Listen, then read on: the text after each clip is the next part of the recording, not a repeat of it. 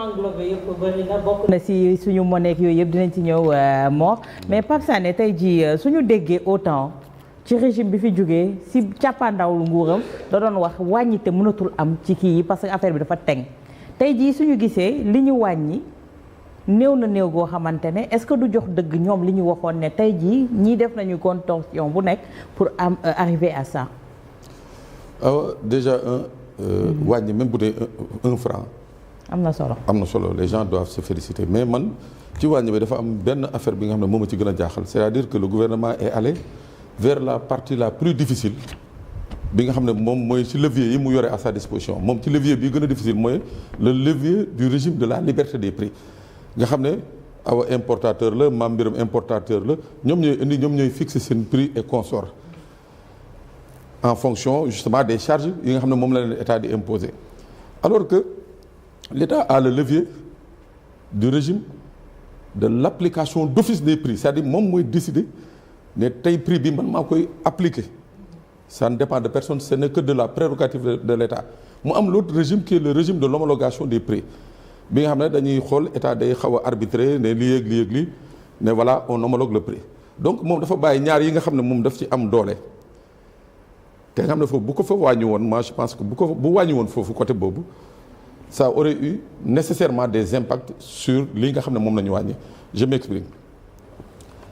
le régime de l'application d'office des prix bi nga xam ne c'est une prérogative de l'État muy pétrole muy gaz muy yenn produits état moom moo koy appliquer soxlawu ci arbitrage soxlawu ci conseil yu kenn tey bu ñu jéemoon xool un peu la structure des prix essence bi électricité bi nangam sangam et consort xool nu ñu koy réguler je crois que day impacter directement sur la baisse des denrées de première nécessité c'est automatique waaw suñ ko xamoon wàññi tuuti rek le transporteur bi di jël ceebam du port war ko yóbbu Thiès wala war ko yóbbu Kédougou war ko indi biir Dakar daane na bon comme le carburant a baissé de temps je suis obligé de baisser ainsi de suite moo tax day am répercussion immédiate c'est-à-dire moo tax ma ne fi mu tànnee fi mu commencé pour ça je comprends un peu ce que Sadikh a dit fi mu commencé c'est la partie la plus difficile mooy moom foofu état amu fa autorité foofu Sadikh est libre de fixer son prix en fonction des taxes yi ñu koy imposer. looloo waral waxtaan bi voilà moo tax ma ne c'est la partie la plus difficile alors que tey jii fële nga xam ne moom état bu jëloon ne tey jii bon sama essence bi man la gasoil man la électricité man la je réduis à 1%. oui. du ci wax ak kenn le régime d'homologation pareil su décidé woon ne tey jii eau bi wala yenn denrées yi yenn prix yi nga xam ne day ñëw fi dama koy réduire. kenn du ci wax dara parce que prérogative bu état la parce que loolu la xaw ma kan moo ko doon wax sànq on est xaw ma lan nuñ ko libéral régime libéral. donc mu ngoog c'est les vérités la vérité des prix quoi. loolu ma ne moo tax ma ne l'État pouvait faire mieux maintenant je suis pas dans le secret pour xool pourquoi ils ont commencé par le plus difficile. Certainement que comme Sadikh ni mu ko waxee vers le mois d'août on ira peut-être vers de nouvelles surprises mooy lan. des baisses beaucoup plus drastiques loolu mooy benn mais par rapport au prix du pain à la baisse du prix du pain il y a quand même il faut le noter il y a quelque part ci biir processus bi il y a quelque chose qui n'a pas été respecté c'est-à-dire parce que concernant le prix du pain il y a un comité de suivi qui est là depuis 2006 comité de suivi qui regroupe et les fonctionnaires les meuniers et les boulangers c'est ce comité souvent moom mooy toog di waxtaan ba d'accord bu ñu d'accord nag daal di ko jébbal autorité bi mu doog a fixer les prix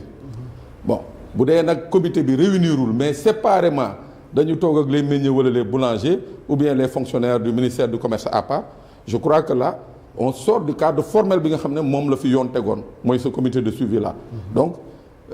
ce serait pas étonnant li nga xam ne moom la Awa wax boulanger yi génn contester ko parce que il y a un comité qui est bien établi qui est là je crois depuis 2006 donc loolu je crois que également c'est quelque chose bi nga xam ne il faudra le corriger beneen affaire bi mooy il faut aller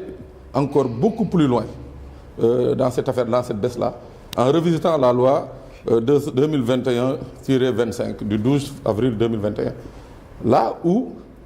on voit la structuration des prix et les prérogatives du ministre du Commerce et du président de la République en matière de fixation des prix.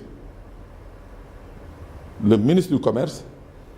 et le président de la République en matière de fixation des prix. Il faut que ñu reconvoquer justement cette loi 2021-25.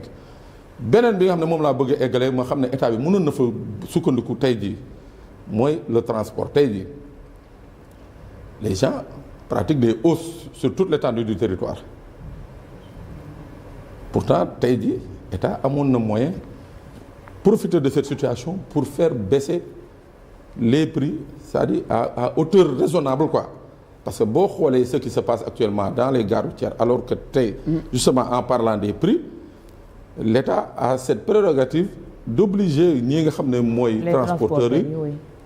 ñu appliquer les prix parce que les prix sont appliqués les prix de transport c'est des prix yi nga xam ne qui sont appliqués qui sont décrétés par le président de la République ou le ministre du Commerce donc qui comme le riz wala le sucre wala sont assujettis à une obligation d'être respectés